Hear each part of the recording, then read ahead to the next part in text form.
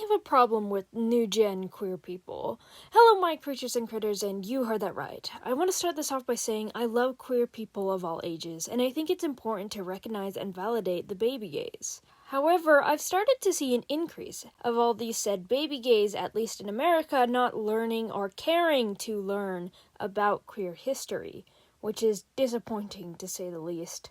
I remember when a homophobe told me that being gay isn't real because it's new and it has no foundation in history. Well, of course I said that we have no history because the Nazis burned it in 1933, which, for those who don't know, the Institute of Sexology, a German academic foundation dedicated to the study of gender, sex, and sexuality and its advocacy, which was also the place where some of the first gender-affirming surgeries were done, was broken into by Nazi supporters, in which they gathered all of its contents and burned it.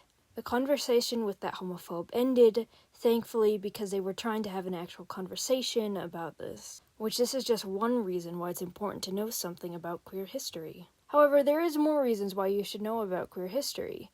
Even with so much that was lost that night in 1933, we still have tons of historic records of our existence, from burials of gay couples, historic queer codes like the peacock feather, and depictions of a third or ambiguous genders in many cultures. However, the burning of the Institution of Sexology still set back queer visibility in medical institutions.